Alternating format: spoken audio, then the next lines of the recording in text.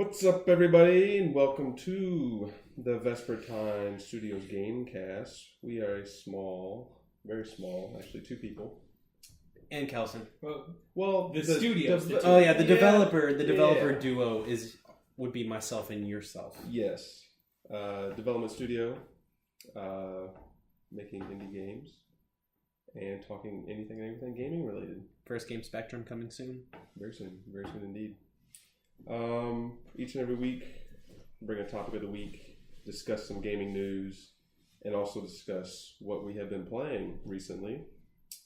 And with that being said, you're going to say something, buddy? I was going to say, quick housekeeping note. We are doing Extra Life on November 5th, Saturday, November 5th. We're not going to do the 24-hour thing because... Fuck it, I might. Like, if you tap out, yeah, I'll keep it going, dude. 10 to 10 How a.m.? about this? I'll start... Let's do 8 to... I want to sleep. 2. I want to sleep in. Well... It's Saturday. We'll figure out the exact details. I will keep the channel running from 8 to 2, and anybody can come in whenever you want. Oh, I gotcha. So, yeah, you don't... It's not like all of us have to be there the whole time. Gotcha. Okay, so Saturday, November 5th, starting at 8 a.m., we're doing Extra Life. You can find us...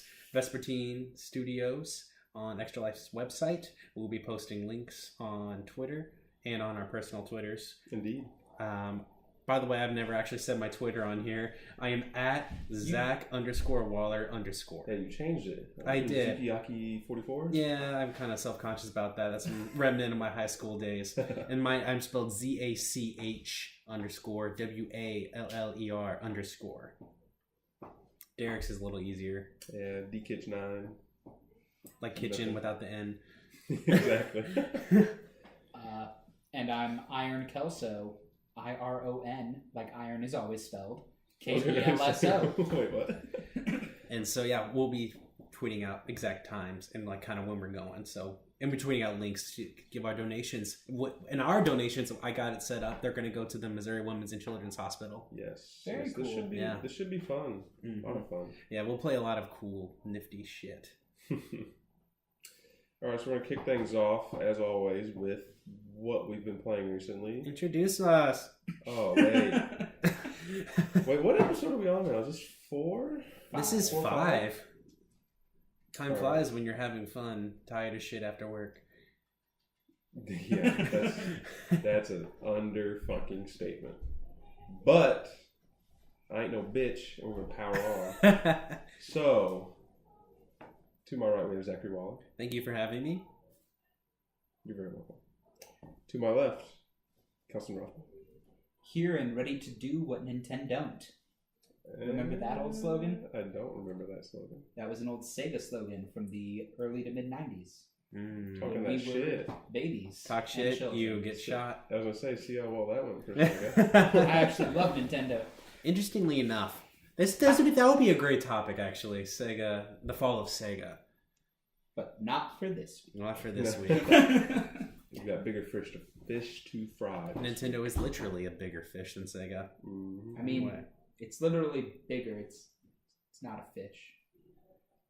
Hypothetically. Could be a fish. Kelson, since you're being a smartass, why don't you kick us off for what you've been playing? I'm going to guess. Ace Attorney? Not this week, actually. New one. I haven't finished it, but we'll be coming back to it. Okay. I just have been quite busy this week. I went to a convention this weekend. At that convention, they had some Street Fighter V booths set up, I played a couple rounds of Street Fighter V. I also... Who'd you play as? I played as Vega and Cammy. Yes! High five. That's what I'm talking about. Derek's girl, man. Cammy for life.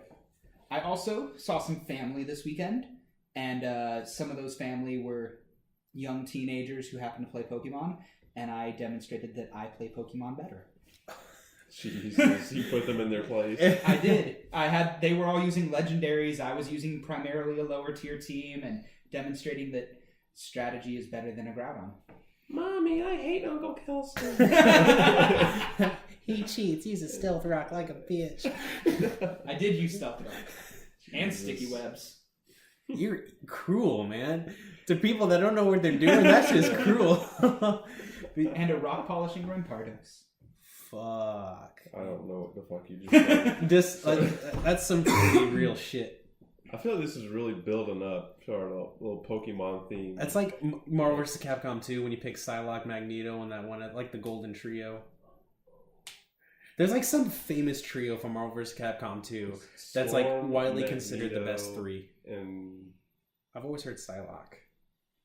I've never seen Psylocke in tournaments. I like using Psylocke, but Storm, Magneto, and Sentinel are pretty popular. Well, how about this? Super Smash Bros. Melee. Kelson was using like Fox, Falco, Marth, and Roy, and everyone else is using like Bowser. You know what I mean? It's kind of a better way to word it. Okay. Or Meta Knight in Brawl. Or Yoda in Soul Calibur 4. That is some fucking bullshit right there. Speaking of, Bamco, hurry up and make Soul Calibur 7. I think they're up to 7? 6. It'd be 6. No, they're on 6. They're on 7. They're on Tekken. They're on Tekken 7. Anyway, did you like Street Fighter? I did. I very much liked Street Fighter. Better get that practice up, boy. Yeah. I know. I've never been good at fighting games, particularly Street Fighter. And I tried to use real strategy against my little sister while she was button mashing, and lost. Really? Button mashing isn't terribly effective in Street Fighter, at least not so much as in other franchises. It's not, but like when you know what you're doing, button mashing is probably the most annoying fucking thing in the world. Because like they're just sitting there hitting shit, and you're trying to like gauge like, oh, now's the perfect time to go in, and then they throw a random fucking jab and hit you. I always describe button mashing as, how can I tell what you're going to do if you don't know what you're going to do? Exactly. So technically that's an effective strategy. I've also found that in fighting games, there's what happens is when you first pick up the game, you're at a certain level, and through just sort of instinct and messing around, you get a little bit better. Then you start actually learning what you can do, and you get so much worse. Oh, the tier system, we talked about this. What was it, like 5 or 6 tiers? The first one is button masher new. Sure. The second stage is where you start to kind of figure out what you're doing, but you aren't anywhere good enough to execute yet, so you're actually doing worse than when you're button mashing. And that's basically where I am when I know enough about fighting games in general that I sort of skip that first step. I'm like, okay, I know some of the basic combinations that generally do things in fighting games. Let me try some of those out, see if anything happens. And then I would call stage 3 competent. So like you know what you're doing, you're pretty good. You can beat the game like arcade on normal, maybe a little higher. Right. I consider myself in stage 3. And then stage 4 is like you're legit good, you can go online. I consider Derek at stage 4. In stage 5 I consider like elite, you're a tournament level player. I thought you said there were six stages. 5 or 6. 6 is like the Daigos. Like the S. Give or take. 6 is like the Daigos. The triple S. The triple, yes. like we will dick roll you so hard tier. Anyway, would that make a fun topic? Purely fighting game discussion. That would be fun. Anyway, future. I should keep this list of future topics. I have a few in my head I want to keep them jotted down to talk about. But in the meantime, why don't you tell us what you've been playing, girlfriend? Speaking of girlfriend, mine played Thumper last night. Hey, you sent me a picture of that. Yeah, that's pretty cool. I played a bit more Thumper myself. I'm on level 6 now. Oh shit! And I went back and played through like levels 2 through 1, 2, and 3 again. Up my score quite a bit. About halfway through level 3, man, it gets really hard to S. Really hard to S. But anyway, it seemed. Is that the 3 is the one that introduces the slam? The ground pounds. Okay, yeah.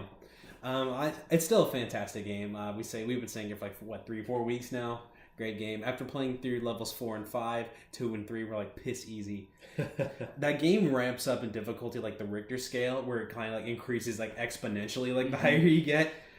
Yeah, great stuff. She liked it. She beat level 1. Nice. And got about halfway through level 2. What was her score on level 1? She initially beat my first score. Really? Playing it, but then I fixed that. I fixed that shit real quick. So yeah, Thumper, fantastic game. I played some more Grand Kingdom. Good game, like I said, strategy RPG. It's starting to get a little boring already. I'm about 10 hours in, and it doesn't have as much depth or variety as it seems like at first. And That's fair. I feel like all the battles are the same. Or at least almost the same. And so I'm getting a little bored of that. I'm not sure how much longer I'll play it. I still think it's a good game. I can see why some people get super into it. Yeah. I picked it, like I said, I got pretty cheap on the NIS sale. If you're curious about it, looking for something to give you kind of a strategy RPG, scratch that itch, I'd recommend it for sure. Nice. The only other game I played this week, and I'm telling you guys, I can't believe how much I like it. Fat Princess Adventures. Oh, hell yeah, girl. And I'm not to Please. yeah, not to insult that franchise or Funbase Interactive, the developers, or Santa Monica Studio, the kind of ex-devs, Sony in-house studio that worked with it. But that is a fun-ass little game. It's like I've said it before a couple weeks ago. It's like a simplified Diablo, kind of. It's just fun. It's funny. It's bloody. And I play as the archer. It's not hard really at all, and I feel like it scales with the number of players you're playing with. So that's got a local multiplayer component, right? It does. And Up to it's 4. on the PlayStation 4. Yes. And we're doing Extra Life next weekend? Burger. Possible streaming game? What? Yeah, I feel like 5-6 hours into it. There's like 7 chapters. I have like 1.5 to go, and I'm having a lot of fun with it. And I think it's probably my sleeper. Maybe not my sleeper hit of the year, but it's very close. My sleeper hit of the year is honestly probably my current game of the year. I'm not gonna say it.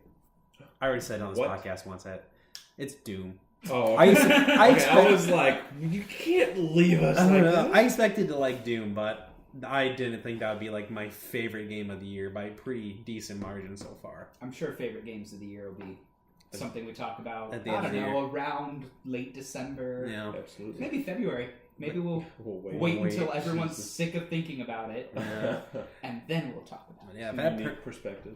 Fat Princess Adventures, guys, it's a gem. Go play that shit.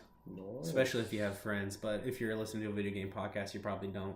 I'm just kidding. True. I mean, I'm just playing. We love you guys. All like what? Actually, like 20 people listen to this on SoundCloud. Hell What? Yeah. Yeah. Real people? Bots, I think dude. so. Bots and some real people, because I have some. I looked at the subscriptions. There's like 8 as of like Saturday, and some of them are real people. Shout out to bots. So We love you, bots, shout outs to and bots. we love you real people a little bit more. Yeah. Actually, a lot more. Screw the little bit. I'm sure Thanks you guys. for listening so much. Yeah, we really do appreciate it, and I'm sure some of you all have friends, unless you play League of Legends. Who play League of Legends have friends? Let's not insult our fan base yet. Let's, build them up to a size where we can afford to lose like 5 people. Jesus. Play and enjoy whatever you want, friends or not. You're a good person. PC gaming sucks. God loves you. Be sure to check us out when we do Extra Life, though, because that would be cool. Help save the children. And the Yeah. women? Aren't we They call it women's and Well- children's because they give like birth babies there. Gotcha. It's primarily a children's hospital. Okay. Formerly regional. Play Gotcha. games, save kids. Play games, save kids. I don't think I've been playing anything this week. What the fuck have you been doing? Who have you been doing?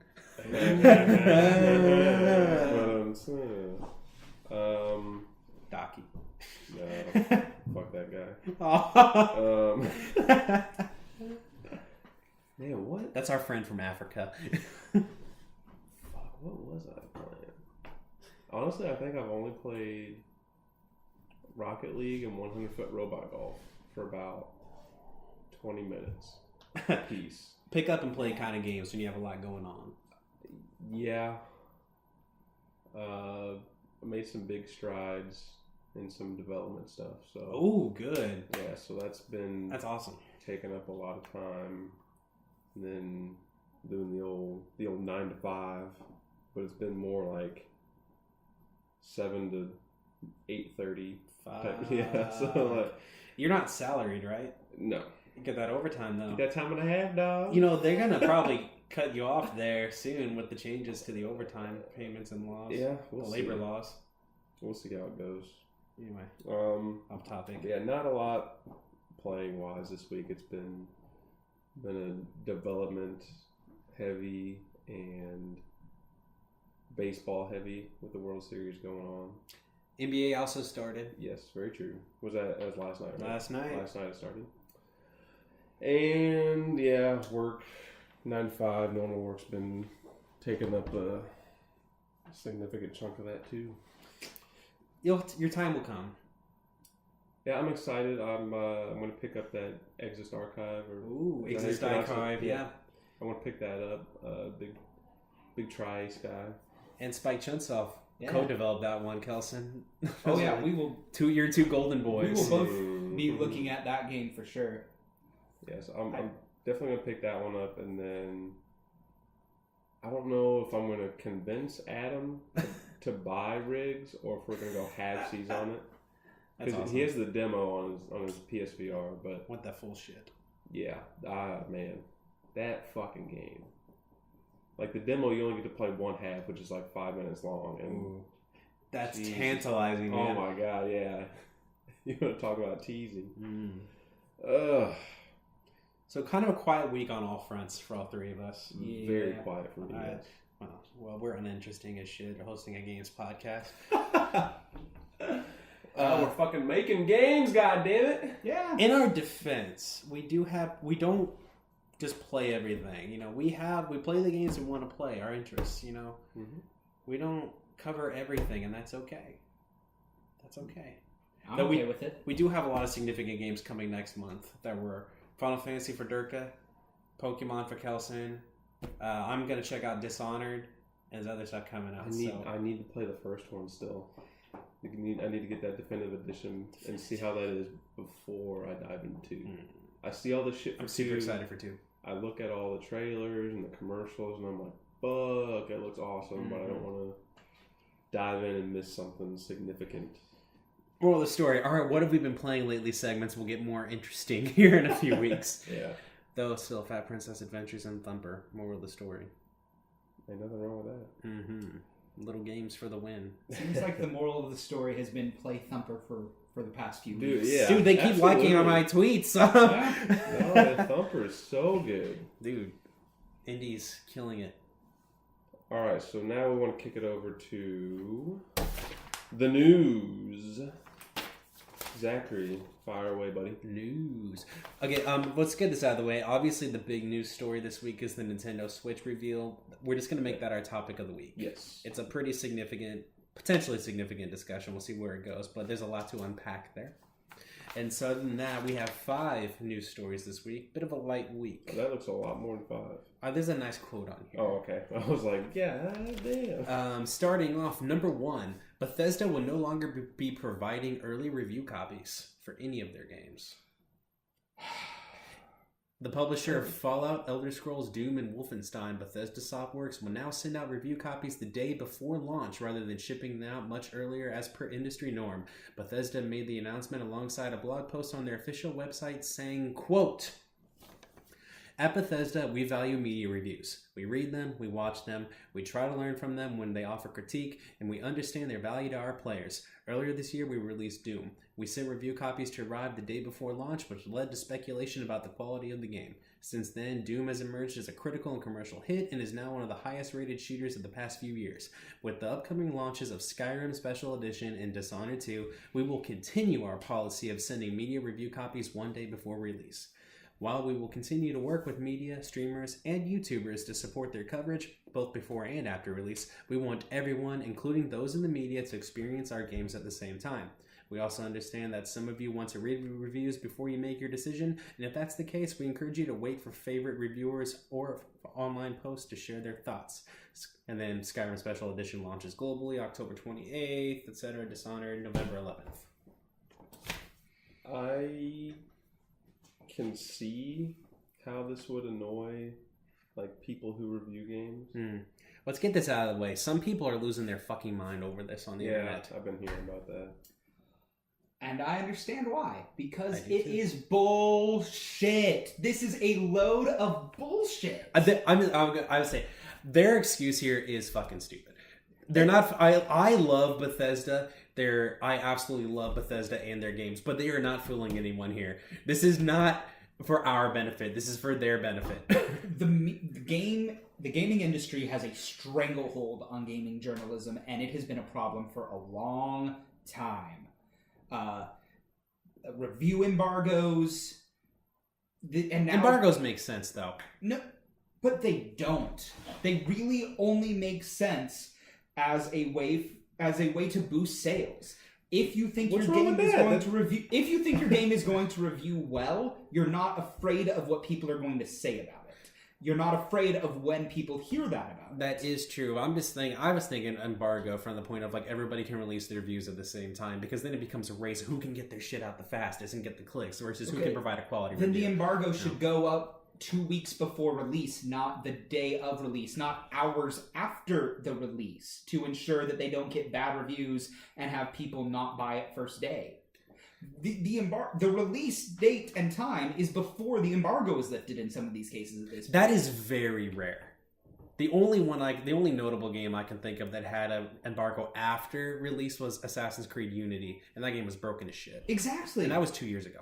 But okay, that might be the only notable after the embargo, but right up to the date, the day of, is pretty common. The day of or the day before is very common, but a lot of games do that, and a lot of them have been reviewed very well, and including Bloodborne, which has over 90 on Metacritic. Yeah, it's an industry practice. You're going to find it in games that review well or poorly because it's the industry standard, but it's a bullshit standard that only hurts journalists and consumers. It only helps the industry. How does it hurt the consumers? This is the thing I'm getting at. A lot of people are like, this is anti-consumer, and I'm like, this definitely does not benefit the consumer.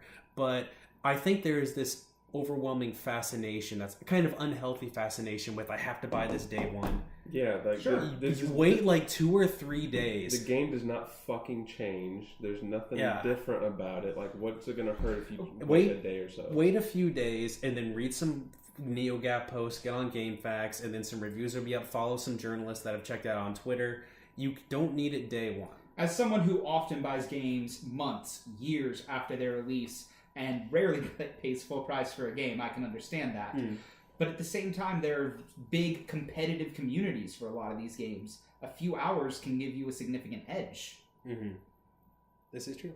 I'm going to say, I'm not defending what Bethesda's doing here, but I don't think it's as catastrophic as something. They are absolutely, what they're doing here is they're trying to control the narrative. And they shouldn't be. The narrative should not...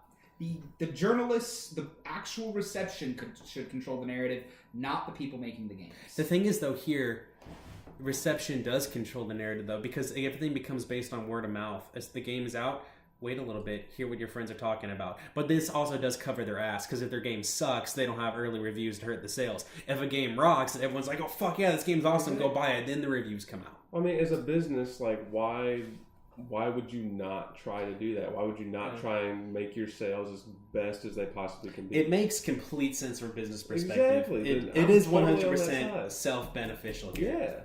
Yeah. 100%. I think that a good business is still capable of making money while, at the very least, giving off the perception that they care about their customers. This makes you feel like they don't care about you. Not everybody is Naughty Dog. No, they're not going to make fucking 10 out of 10s every fucking game they release. Sure, but they're going to lay an egg every once in a while. If they do, they should, accept that and move on to the next game. Slightly earlier, but one caveat. A lot of the reason for day one or day before reviews is because a lot of games have significant day one patches anymore. Like that's fundamentally rebalanced the game. We're talking like multiple gigabytes worth of patches sometimes. Yeah. Actually, not just sometimes. I would say more than half of AAA games have like at least a 1 gig patch when you first download it, and that can often fundamentally change a game significantly. So that does make a little bit of sense. Sometimes reviewers don't get the games with their day one patch, but they're going to write the review before and release it later. Bethesda's policy is the only one that actually protects with, hey, the reviews are going to include the information from the day one patch. I'm not a fan of the fact that they do day one patches because I would rather you delay the game. That's another issue. Like I'd really rather that you give your development team the time instead. That's an issue for another discussion. What do you think about pre-orders? on this? We'll get to that in just a second. I have a little bit more to say about this particular thing. Like I said, they're obviously trying to control the narrative, but they're trying.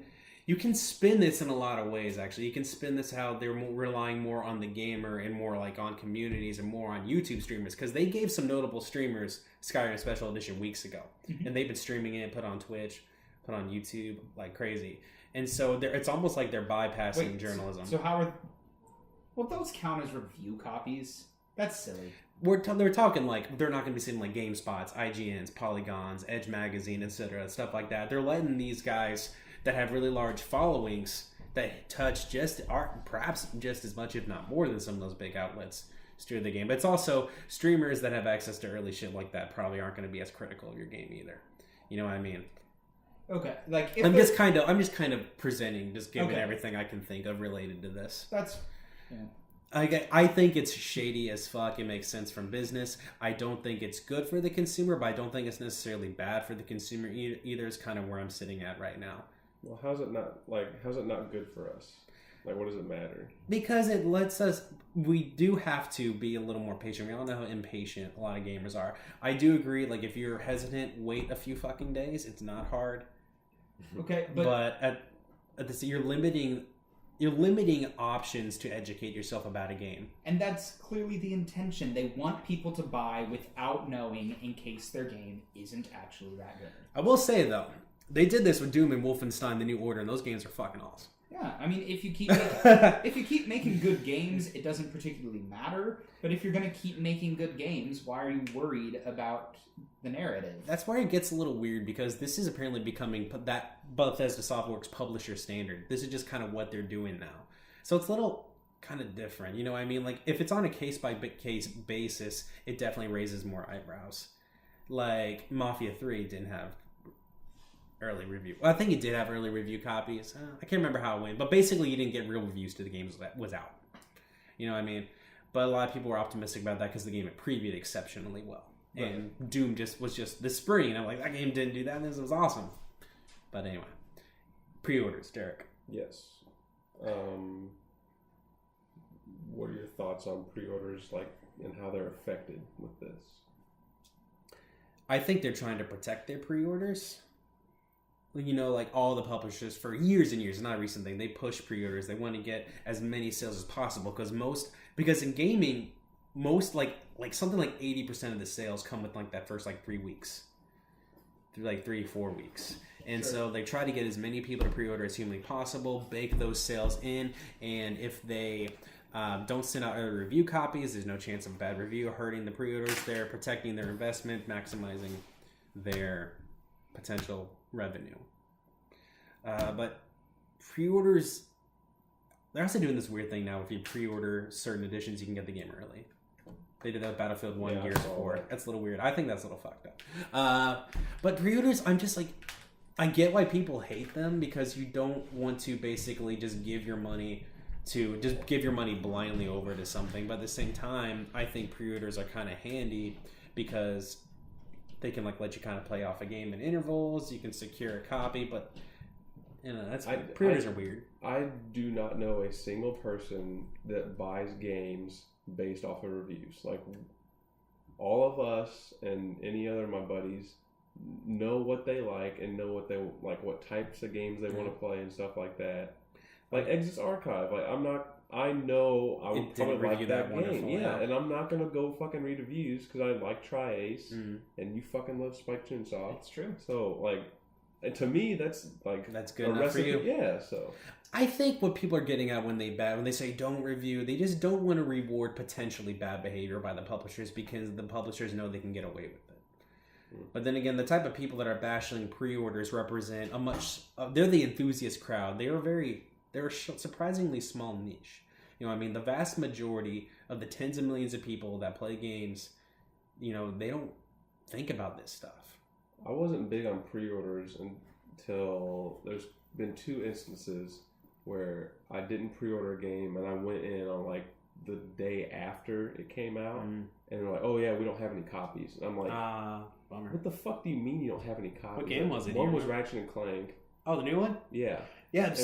I heard Insomniac fucked up like delivery stuff with it. Or something like that. But I think Sony underestimated how much people wanted that game. One was like FIFA like 14 or 15 or something. Really? Yeah, and I'm FIFA's a mega franchise. Exactly. I'm like, what the fuck do you mean you don't have any copies? And like, did you pre-order it? And I go, no. And like, well, sorry, you're gonna have to wait. I'm like, are you serious? Kind of funny how, because usually the mega franchises, which all like the employees are like, oh, you need to pre-order Call of Duty, you need to pre-order Grand Theft Auto. It's like publishers ship like Fallout 4, a recent example. Bethesda shipped like 12 million copies of that at launch. Yeah. You know what I mean? They're not going to run out of copies of that, generally. Sorry about FIFA. No, I feel like the games you need to pre-order are like the super weird niche shit from like NIS America and Atlas and Access. They get like 3 copies at GameStop. Yeah, after that, I was just like, okay, if I want to play this game, I'm just going to go ahead and pre-order it.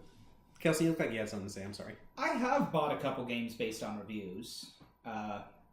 One I actually rented rather than bought, and it had received lukewarm reviews, and it was like, this seems pretty cool, but I want to try it for myself, so I rented it, and was glad. I enjoyed playing it, but was glad I rented rather than buying, and essentially what I would have expected based on what I read. The other was Ghost Trick.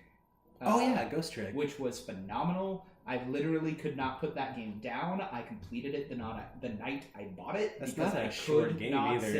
set it down. Yeah, it was like a 6 to 8 hour game. Yeah. Shortish, but not not short enough. super Like long. not like And one sitting short. I guess you're right. I don't though primarily buy them based on reviews. I know what I'm gonna like, and there have been games that didn't review very well that I enjoyed. Yeah. But I just don't enjoy that it seems like they're trying to manipulate games journalism. You should let that be its own thing. I do not read any of that bullshit. There's only been 2 instances where I got a game strictly off of like someone, no, not even review, just someone saying like, hey, this game's fucking awesome, go play it. You at PSX last year with Thumper, like I walked by and I'm like, whatever. And then you go, oh, dude, you gotta fucking play this. Yeah. I know you like rhythm stuff. That, and then Colin Moriarty talking about Sleeping Dogs. Like so long ago, he's like, guys, this is a good game, you need to play this. And I looked at it and I was like, yeah, okay. And played it and I fucking loved it. Yeah. But I don't read any fucking reviews, I don't look at any fucking... You rely on the word of mouth a lot more. I rely on my brain a lot more. Like the word of mouth is just those 2 instances. I think a lot of this boils down to like that's a little shady by Bethesda. I don't like that. Like I said, they're trying to control the narrative, and as far as how it affects actual journalism, like games journalism, if it sucks, they're still going to review that it sucks ass. Yeah, that's not going to change what the game is. As far as games journalism go and how it's hurting them, games journalism is dying a slow death. I think we're always going to have the mega sites like the IGN and the GameSpot, but they are slowly but surely being taken over by streamers and YouTubers as people's primary source of information and opinions on games. I think that it's a mistake to say that streamers and YouTube gamers aren't games journalism. It's a very different pillar. It's still broadcasting and talking about and displaying and discussing games. This is games journalism. Yeah, but it's different from that traditional long-form written article Traditional long-form written journalism, games or otherwise, is... But seems like these days more people are going to their favorite YouTuber for opinions versus IGN. I mean, I look at everything because I'm very invested in the industry, but I know when I want an opinion on a game, I listen to like Greg Miller and Colin Moriarty because they're my favorite YouTubers, and Colin in particular, I trust his taste in games a lot. This ended up being a nice long little discussion. So I think Kelson and I agree that this is kind of fucked up that Bethesda's doing this. And they're not doing it to benefit the gamer. Ultimately, I think it's sort of a shady move, but when you look at the actual impact it'll have, 90% of the game's audience, if not more, will probably never notice the difference. Mm-hmm. And plus, we are all, when it comes to pre-orders and reviews, we are all fucking adults. We all know what we like, and nobody can tell us what we can or can't do with our pre-orders, with our money. If we want to play a game, we'll buy it. We want to pre-order, we'll pre-order it. If we want to listen to people tell us it's good or bad, we'll listen. Yeah. Mainly, I only pre-order just to like ensure that I have a copy versus like, oh, I need to get the bonuses and what all that other bullshit that they had on there. I pre-order for niche games, and I usually pre-order like if I have like a trade-in or something. If I have some like extra stuff on my card, I'm like, might as well go and slap it. I like kind of paying stuff off a little bit here and there versus dropping it all at once. Yeah. Yeah, bonus special editions are stupid. I don't have a Batman statuette. Well, I'm talking That's about in my parents' basement. I'm talking about like the end game stuff. Oh, my statuette. Oh, from Arkham. Okay. I did but that didn't have. No, it did have pre-order bonuses. I got to play as Nightwing because I pre-ordered. Like 80% of the time, those in-game pre-order bonuses are going to be DLC anyway, like in a month. Yeah. So there's no fucking point. They're even probably going to be free DLC. Yeah. Or cheap DLC.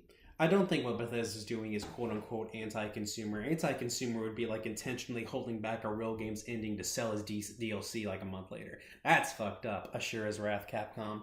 But I just don't see how someone could call this actual anti-consumer. I think it's pro-business is how I would describe it. And I'm all for that. Anyway, I still love Bethesda games, really. They're my favorite third-party publisher of the generation so far, by far. Super excited for Dishonored. I'm gonna pre-order just to piss you off, people. So, story 2. Shit, yeah, story 2. These are all a lot quicker. Oof. Number 2, Turtle Rock Studios ends work on Evolve. Evolve and Left 4 Dead developers Turtle Rock Studios and Evolve publisher 2K Games have confirmed that studio will no longer be working on the game and will no longer be bringing version 2.0 to consoles, which is like the free-to-play, slightly revamped version. Game maintenance has already begun the transition over to 2K Games internals. Turtle Rock issued a blog post on their website where they discuss how proud of the game they were and how it's time to move on. They say they have a lot of good stuff in the works and are getting back to their roots. Didn't that game come out months ago? Came out February 2015. A year and a half ago? Yes. Mm-hmm. Yes, it's time to move on. Thing is, though, for games like that, they want to foster a community and keep it around for as long as they can. But basically, the game is going to still be functioning and maintained by 2K. Turtle Rock is done with it. They're the ones who actually made it. I get that you want to foster and maintain a community, but really, it should be the work of a very small group of people to do basic maintenance and keep it going by this point, and it should have been that point 6 months ago at least. Well, this is mainly a news story because Turtle Rock and 2K announced a couple months ago that they're going to like revamp it, change a bunch of stuff, convert it to free to play and stuff like that. You know, some like Evolve 2.0, and they got that out on PC. And had like more than like 1 million new people check it out. Really? And they were supposed to bring it to console, I believe, and now they're done with that, and Turtle Rock's moving on. I think they have 2 smallish VR games in development, and them saying they're going back to the roots makes me think they might be working on a new Left 4 Dead, which would be pretty nifty sauce. Okay. I don't know if Valve owns that or not. I didn't like Evolve, but I think it was a lot of people didn't, but I think it at least was a commercial success. I think it's 2.5 million.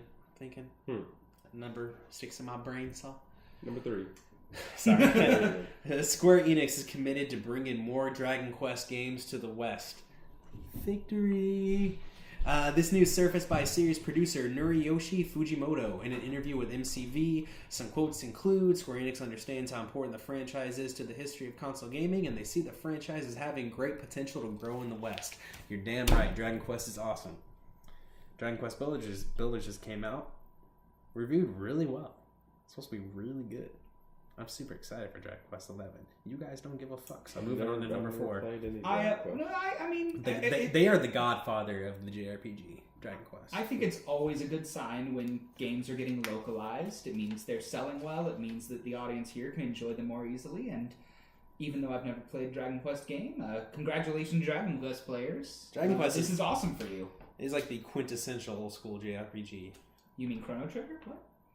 Chrono Trigger? The actual quintessential old school JRPG? No offense to Chrono Trigger, but Dragon Quest is like the OG. It really is the OG. Sure. It laid the template. That Chrono Trigger perfected. Yeah. It's a funny way of saying Persona. You got a weird accent there, buddy. What's going on? Anyway, number 4. This is going to go over well with this group. Oh, no. Blizzard teases next Hearthstone expansion pack.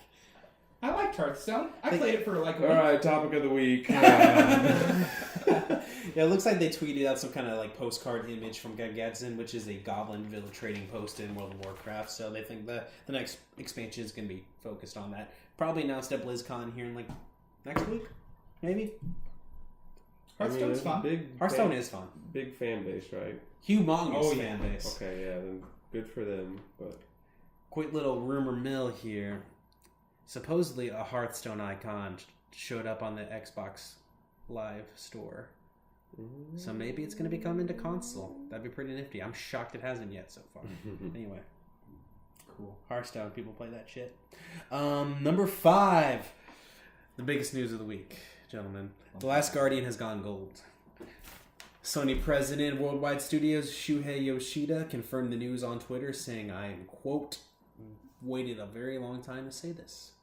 The Last Guardian has gone gold. I'm so excited for y'all to finally experience it. It comes out December 6th, I want to say, for PlayStation 4. I'm really excited. I still don't believe it. What does gone gold mean? Finished. Oh, yeah. Thank you. The final build of the game is done. It's ready to be manufactured. Cool. Yes, sir. Yeah, it goes like beta. I think it goes like, what, pre-alpha, beta, alpha, gold. That's how it works. Beta then alpha? That doesn't feel right. I think it's... Pre-alpha, alpha, beta, gold. Yeah. You would know this. You're the programmer. Anyway. All right. That's all it for the news. Quick rundown of the releases this week. Batman the Telltale Series Episode 3, New World Order, is coming to PC, PS4, and Xbox One. Corpse Party for 3DS. Dragon Ball Xenoverse 2, which I didn't think was out this soon. I don't know how I feel about that game. Like, I never finished the first one, so I don't necessarily see the need for a second one. But people really liked Xenoverse. Oh yeah, I loved it. But like 2 coming out, I was like, what? Yeah, it does feel soon.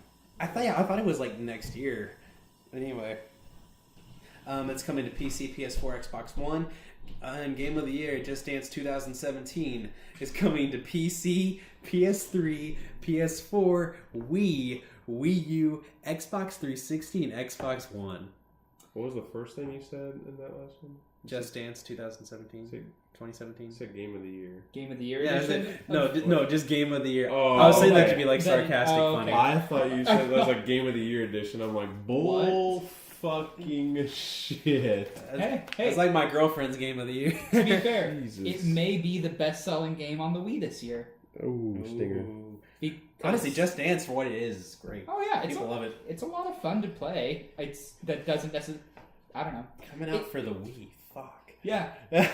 Games are still coming out on the Wii. Anyway, moving on. World of Final Fantasy is out for PS4 and PlayStation Vita. Woo. That looks really good. I legit want to play that more than 15. And a Vita. Yomawari Night Alone is out for PC and PlayStation Vita. I want to play that too. Yep. You gonna look that up? How do you spell that? Y-O-M-A-W... One second. You're moving too fast, Zach. Okay, now go. It's it's Y-O-M-A-W-A-R-I. Yomawari Night Alone. It's a cartoonish-looking isometric horror game developed by NIS, the creators of Disgaea. Like, developed by them, not just published. Ooh. It looks really cool. It's getting pretty solid reviews. I want to check it out. Pretty cheap, too. Nice. While you're looking at that, Kelson, I'm moving on. Yeah, Hitman Hokkaido is available for PC, PS4, and Xbox One. I think this is the final episode of that Hitman game that came out in March, which by all accounts is supposed to be really fucking good. Just a weird release model. Yeah.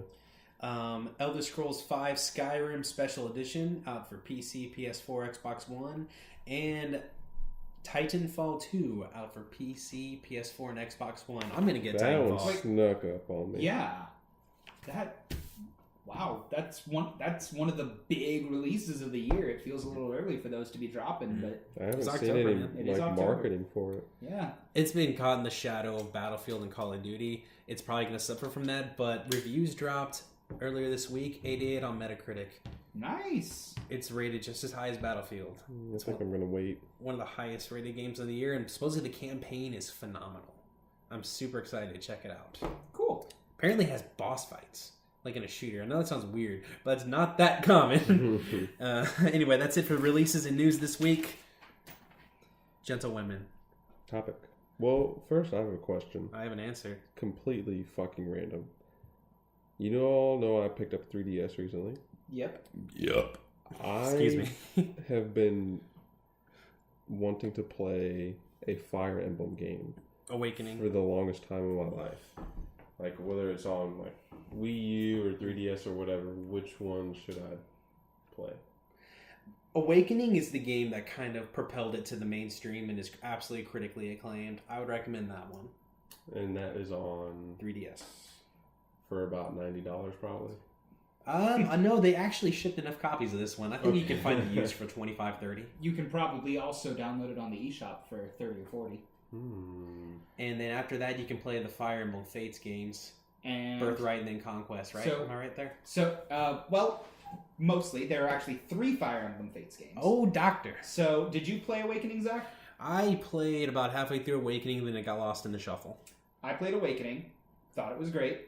Fire Emblem's Then an amazing I went on and franchise. played Fates, and the way the Fire Emblem Fates games work is that there's one overarching big story that's told from different perspectives in the 3 games. As with many Fire Emblem games, there's a war going on, and in Fates, you have the option to choose what side you're going to be on. You have Birthright, where you choose one side, Conquest, where you choose the other side, and then, what was the last one called? It was Fire Emblem Fates, Birthright, Conquest, and Revelations, I think? Yeah, I think Revelations sounds right. So Revelations... what's the difference between Fire Emblem Fates versus like Fire Emblem like just... Those are just subtitles. Awakening is a okay. standalone game. Yeah. And Fates are, like I said, it's like 3 games that are kind of one story. Right. Gotcha, And gotcha. once you have one on your 3DS, you can download the other 2 as $20 DLC each. Oh, okay. So you can get them cheaper. I played Birthright and then Revelations, and Revelations is made to be played after you play at least one of the other 2. Yeah, Revelations is like hard mode, kind of. It's like It's like more challenging, more advanced than... I think Birthright is the easiest one, supposedly. Yes, supposedly. Now, character-wise, like I'm familiar with like Ike, Marthroy. They do it Final Fantasy style. Every game is its own characters and story. So which game are those characters in? Marth. I don't think I've in Shadow Dragon. That's the original game, a remake of the original. In the US as Fire Emblem Shadow Dragon, and it's the original Fire Emblem game. Oh, that was on they re-released it on the original DS, and it's dated as fuck and not very fun. I don't know which game Roy was in, but I believe Roy was also in those early games. He was in the early games. I do know the first Fire Emblem game to get localized on the Game Boy Advance, just called Fire Emblem, had Ellawood in it, and Roy is his son. And I don't know which game Roy was in. But like Lucina is Yes, that was the other one I was going to ask. Lucina's in Lucina Fates is in or Awakening. Awakening. Robin, who is also introduced in the most recent Smash Brothers, is in Fates. What about Ike? Ike is in Path of Radiance, which came out on the GameCube, and Radiant Dawn, which came out on the Wii. And were those shitty games? No, they were. Path of Radiance was awesome. I didn't play Radiant Dawn. I didn't play Radiant Dawn either. Path of Radiance was my first Fire Emblem game, and it was so much fun. Oh, they're great games. They're also very hard. They're a great challenge. Path of Radiance is easy as fuck, Kelson. Got him! I'm not being a troll, dude. I'm just saying, like... In general, the series has gotten a little easier as time goes on, and Path of Radiance was one of the later ones. If you compare it to Shadow Dragon and the other ones, yes, it's easier, but it's harder than Awakening. I mean, strategy RPG is kind of a tough genre in general. Most of them that I played tend to be fairly challenging. The toughest one, Fire Emblem, that I personally played was that original on GBA. That game got downright brutal. So what if I go Awakening, Radiant Dawn? Radiant Dawn is really hard to find, and when you find it, it's really expensive. And I hate to say that, but that's just the reality. Even Path of Radiance on GameCube is like $40-$50 used. I would say start with Awakening. Go for Awakening, and then if you like that, just move on to the Fates games. Probably the better way, because Awakening It's absolutely a Fire Emblem game, but it was kind of almost a loose reboot. Like, it introduced a lot of new mechanics, and it kind of simplified a lot of things. It was designed to... It was Nintendo's attempt to take Fire Emblem and make it popular, and they actually succeeded, much to my personal surprise, because it's a pretty niche genre and franchise. But yeah. It introduced some cool new mechanics, and it was just a lot of fun. Fire Emblem's badass, dude. And I bet that eventually we'll get a new Fire Emblem game on the Nintendo Switch. Let's switch. Good segue. Let's switch our conversation. Nice. Topic of the week is the Nintendo Switch. We want to talk a little bit about it. Obviously, it was other than Red Dead Redemption 2, which I want to be playing right now. I have to wait a whole year. Fall 2017, which probably going to be spring 2018. But anyway, Nintendo Switch, Nintendo's new hardware, hybrid console, and a handheld in one. It has this dealio where you can, lots of different types of controllers, lots of different play methods you can work with it. Has a Pro controller. Has this weird, kind of side controllers. They had a name for them. I can't remember what it is. I'm sorry, I'm unprepared. But you can kind of connect those two together, or you can hold them separately, kind of like a Wii and Nunchuck kind of deal. March 2017, Nintendo dropped the trailer last week. It looks like it is a pretty firm reboot for Nintendo. No more Wii branding. It looks like they aren't branding it for families. Looks like they're going for young adults, teenagers, the pretty typical hardcore gaming crowd. They even changed their main marketing color to red again, like they were back in the day, away from kind of that Wii blue. So what do we think, gentlemen? Kelson, we'll start with you. Actually, Derek, you're probably the least to say, but start with you. I don't give a fuck. Elaborate why you don't give a fuck. Games. Show me games. Fair enough. Then I will be interested. Fair enough. In that trailer, what did we see? Kelson, help me. Zelda. We saw Zelda, which is coming alongside supposedly the launch of the console, and it's also going to be on Wii U. So that eliminates some of Derek's interest right there if you can play Zelda on Wii U. Mm-hmm. We saw Skyrim, which, funny story, Bethesda hasn't confirmed is coming to the Switch. Ooh. Bad decision. NBA 2K was in there. We saw Mario Kart 8 and Splatoon. So it's probably safe to assume those two, along with, I would imagine Smash Bros. Are getting Switch ports, probably to bolster the early library there. I'm going to say Smash Bros. Probably won't. I think it probably No will. Smash Bros. Game has been ported to a later system till this point. Lots of games weren't ported to later systems until recently. Okay. But couldn't the Wii U have really used a Brawl port in the many months it was out before Smash 4 came out, and then it didn't get one, ever? The thing is, though, Brawl released in 2008. Wii U came out in 2012. Yeah. We're talking a difference of 4 years versus about 2. And also, Smash Bros. Has got a steady stream of crazy, awesome content, and I feel like you can't really improve upon that game. I really can't imagine a better Smash Bros. Than Just that. different characters. But I think it's going to get a port. And honestly, it's been heavily rumored anyway, so I think it's going to happen. Well, I certainly wouldn't be upset if it did. I think it's going to happen. That's my guess. I think they're going to port that along with Splatoon and Mario Kart, and I think they'll throw in a little extra in each of those for the Switch versions. We also saw what looked like early footage of a brand new 3D Mario game that looked a lot like Super Mario 64 and Galaxy. Well, it was beautiful. 3 seconds of footage that had me going, ugh! It looked amazing. Who doesn't love 3D Mario? I see no hands. There's 3 of us here. And so, yeah, I agree with you, though, Derek. They didn't make any, actual game announcements alongside of it. Which is understandable. I wasn't expecting for them to give, a full slate of games or anything. No. But I'm just something. I don't give a fuck what this thing does. What does it play? Yeah. And then they showed a list of, third-party, support. Yeah. I'm kind of interested to, know what their target is. Who their target audience is, because all these third-party developers are probably developing for the PS4 as well, which I think all of us primarily play on. So why the fuck would I get a Nintendo Switch based off of this? Well, if the third parties are your main draw, more more than likely there's not going to be much reason to get a Switch for you, because that's what I'm saying. Like they're really hammering this, and they did it with the Wii U too. Like look at all these third-party developers that are helping us. That is true. It's These like, are just companies that have pledged something for the console. Yeah, and I'm just like, yes. well, if that's coming out on the system I already have, why the fuck am I gonna? I guarantee you those games are gonna be coming to. Or they could also be ports. They might not even be new games. Yeah. So far, the only confirmed games we have for it are Zelda, I guess Mario, basically confirmed, and Dragon Quest 11. Cool. So that's Square Enix. So you are all about the games, and you don't give any fucks until you see more about the games. Give me a reason to want this over other consoles. Yes, or PC. Like, I hate to be that guy, but like exclusives, like give me a reason why something I can experience, a game I can experience only on your system. Now, does the promise?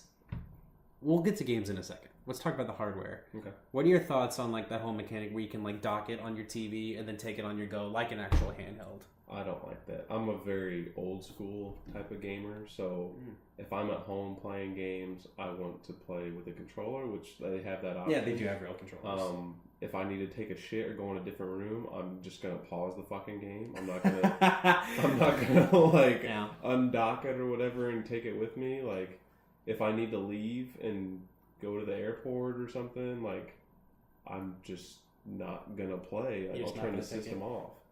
Or I guess if I have a handheld like the 3DS or a Vita, I might play. But I mean, so this is doing nothing for you. Absolutely nothing. This is what my primary wonder / maybe concern. They're creating a hybrid handheld console. Mm-hmm. Are they using this? Is this the next generation in the Wii line? Or the next generation in the DS line? Or is it both? I think it's both. I really think it's both. So, because Pokemon? Well, of course, but I love my PS4 and it's one of my primary gaming devices, but the one I actually use the most is my 3DS. I think this is the successor to everything. So I think it's obvious that one thing Nintendo wanted to do with the Switch. I think they wanted to consolidate their pool of developers onto one platform. And that is going to be the reason that I will end up getting this. That not because it's awesome. The next Wii, or GameCube, not because it's their next console, because it's their next handheld. I can miss a Nintendo console. I never got a Wii U, though there were games on it I wanted to play. I don't mean to hate on the Wii U, I just never ended up buying one. But I cannot miss a Nintendo handheld. I think that's the biggest thing here. Like, honestly, the hybrid thing is really cool. I think it's a first, and I honestly expect future consoles to probably be something pretty similar. I think it's cool and innovative. All those weird controller things. Okay, cool options, I guess. I would probably play it primarily at home, too, because when I'm on the go, I typically don't have any time to actually break out a handheld and play it. Well, at least in my life. Like, most of the time if we're on the go, like, we're driving. So, like, we're not going to be fucking playing games and driving. But the big thing for me is consolidating all those developers on one platform. That is where this has the potential to be a home run for Nintendo. Combining the Wii U libraries with the 3DS library, even looking strictly at games just made by and published by Nintendo, that's a pretty monstrous library. Oh, yeah. You can't play anywhere else. And when you mentioned exclusives earlier, Nintendo has great exclusives. Nintendo's exclusive IPs are some of the biggest. But I mean, we don't have any announced games in those IPs yet. But can you think of like Microsoft and Sony have some great exclusives, but they don't have the same juggernauts. Well, I don't know sales wise if they're really juggernauts, but Mario and Pokemon, and Zelda, and Metroid. On this argument. Mario. Those are the.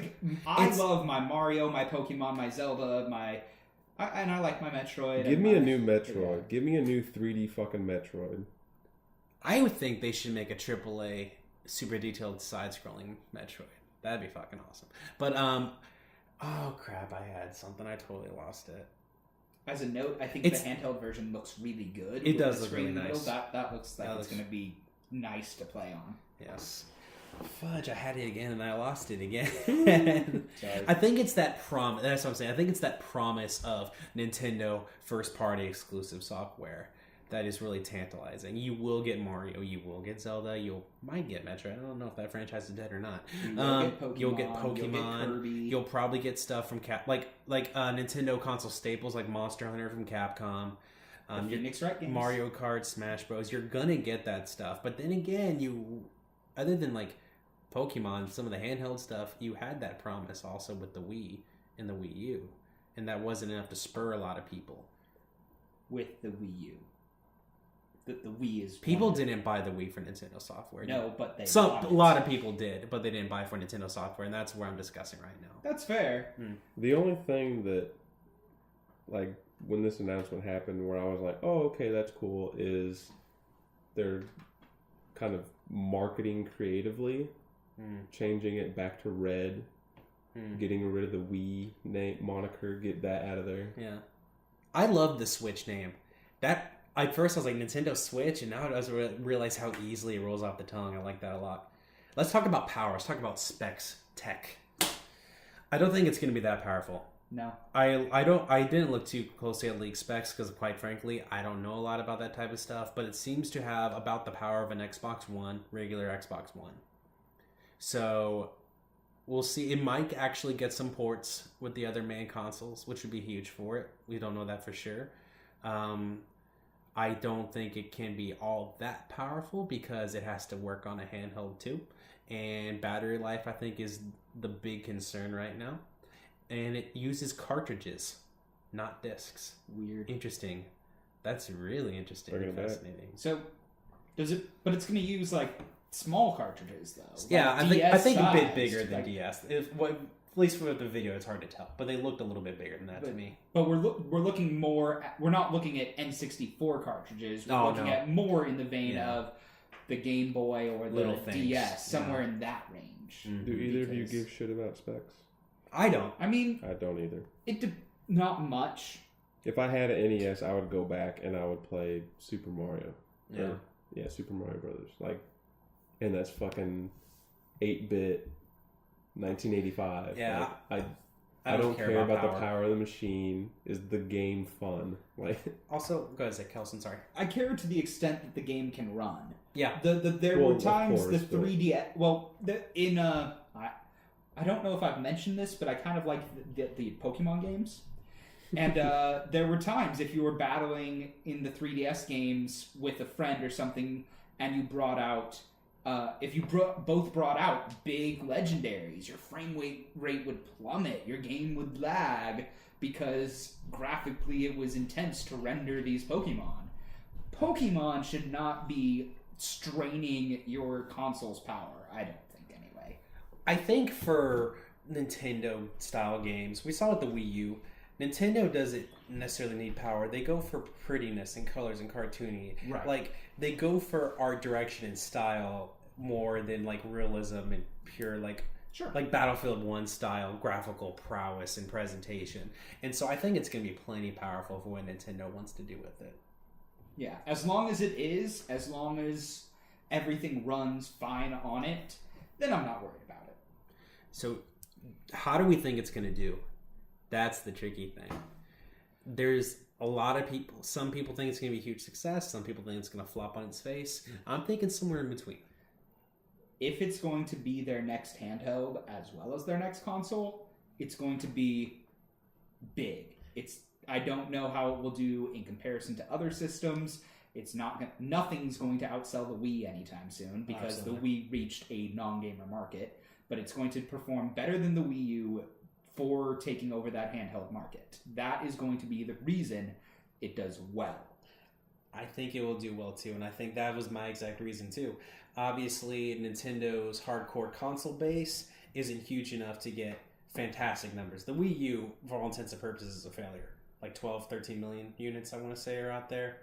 Xbox One and PS4 cleared that in like a little over a year, maybe less.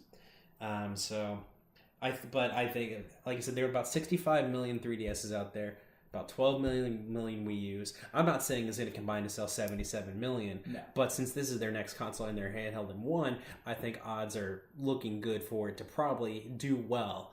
Probably the complete guess here, but I'm projecting like 30, 40, 50 million lifetime. I think that sounds reasonable, especially when you factor in the declining handheld market due to mobile.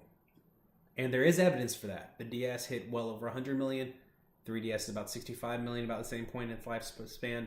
So if let's say Nintendo releases a true successor like the 4DS, you know what I mean? Sprayed water on you. My assumption is that trend would have continued. Yeah. But I think it is going to do well, but I'm not seeing meteoric numbers. I think it'll do very medium. Yeah, so we're all in agreement. Like, success, but not, oh, wow, look at this. Yeah, that based on the numbers you gave, that 30 to 50 million range, I'd narrow it to 40 to 50 million. But that would be my expectation as well. Obviously, I think price is going to be big for this. It can't be more than 300. I'm just going to say that right now. I think it needs to be 250 or less. Shit, there's no way. But that might just not be possible. I don't know, man. 250? I mean, right off Xbox the bat? One is $300 right now, using several-year-old technology. What was the Wii U when it came out? 300, 350? Oh, I guess it could be 300. I think 300 is like the perfect price for a console. I do too. I think that's like the kind of de facto mass market price, that and below, of course. I think it's going to be cheaper than we think it's going to be. I think it's going to be about 250. There's something they need to, if they're pitching it, I mean, obviously it's a console handheld hybrid, but they have to keep the handheld market in mind. Because that's honestly, for all intents and purposes, where Nintendo has made the lion's share of their money. Oh, yeah. And so I think it's going to be cheaper than what a lot of people would think. As long as it's not $599 US. Yeah. So I think this is going to be their pillar alongside mobile. Yeah. They're going to make an ass ton of money from mobile. Super Mario Run. Infinite Collect the coins. Captain. Any other thoughts, gentlemen? So sum up. Oh, we never really gave our feelings. I think it looks cool. I'm not sure I'm going to get one, but I want one. Does that make sense? Yeah. It looks cool. Nintendo hardware is always exciting. Always exciting. Nintendo, they're one of a kind. Their games are amazing. Their hardware is unique. And I look forward to seeing how this performs, sales, and with people, and how the games are. Kelson, you're probably going to get one. I will get what I have to get to keep playing the most current Pokemon games. Yeah. Derek doesn't give two shits. We all I think have our franchises that this one game will our sell system us the sellers. console. Yeah. And for me, Pokemon is one of those 100%. So if this is what I have to get, I would not mind getting it. I agree. I think it looks cool, particularly the handheld mode, like I mentioned, it looks really good.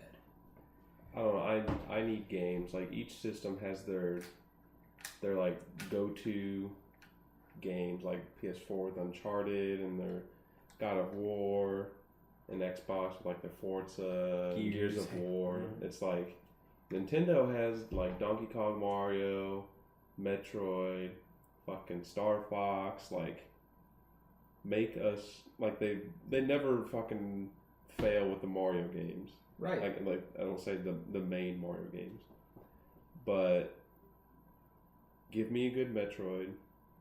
Give me a good Star Fox. That's not Star Fox Zero. 2.5D Metroid. Let's do it. Let's go. I want it. Fun Donkey Kong, just like old school days. Like, bring that shit back. Fun Zelda game. Like, you have all these juggernauts.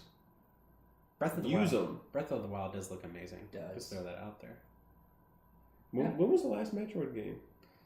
Technically Metroid August. Other M. Well, Federation Force. Other M is probably 2010. Thank you. like, why? Because Metroid, contrary, a lot of people, it's pretty heralded in enthusiast circles, but Metroid really doesn't sell that well. The best selling in the series was the original Metroid Prime on GameCube in 2001. I think it cleared like 2.8 million, which is excellent sales, but that had like all the hype in the world.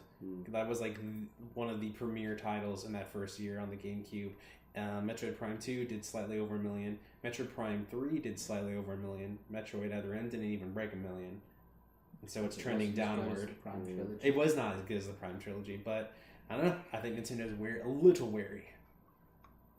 I'm just saying, you got all these staples, these mascots. Don't worry about the fucking third parties. Yeah. Don't show me the console without showing me that is what you're saying. It's kind of what you're saying. Yes and no. Like I said earlier, I did not expect them to be like, here's the console and here's every single game that's going to come out for the next 5 years. I expect there to be something else in there. I'm more worried about they're saying like, oh hey, here's all these third party people that are supporting it. It's like, I don't give a fuck about that. I'll give a fuck about your first parties. All those juggernaut mascots you have. Show me what you're doing for those. And also, we did see, like you said, with the Wii U, like just showing a list of third-party supporters, and it's a bunch of shitty fucking 4-year-old ports. It doesn't necessarily mean anything. Yeah. Though I did see Atlas in there, so keep my eye on that. King of Fighters 14 port. I think it was a good first trailer, but that I think it was a great. I think trailer. for most customers are going to need to know more. Switch looks badass. That's all I have. Yeah, I'm done. You're done? I'm done. You're done? Yes. All right, well... Nintendo done. Oh, Nintendo puns. Oh! All right, well, topic of the week's finished with. Any other final thoughts, gentlemen? That's a no, and... I second Zach's. Can you do that? Can you do the pop? Probably. Oh. Extra Life, Saturday, November 5th. Yeah. Hey, did you wash your hands before you put your hand in your mouth? Ooh. That's gross. I do have this idea for Extra Life. We should have like this segment. Kelson has 1 hour. Can he beat Derek in a fighting game? I will do it. I'm so down. I shit you not. The other day at work, I was making a list of like stuff we want to play. Yeah, I made a shit ton wrote down a list of shit ton of games, and I try to think of every fighting game that I have available that we can stream. So we'll be playing exclusively on the PS4. Probably. Primarily, yeah. Okay. We can use the PlayStation Eye camera, the Twitch functionality. We can play Overcooked. Yeah. That game is fun as hell. Now, do you have? I have the PS4 camera. You do. Well. Okay. Yeah. So we'll use your stuff. I'm assuming we're gonna. We'll talk specifics while we're not recording, probably. That's all right. Thanks for listening, everybody. Yes, we'll see you all next time.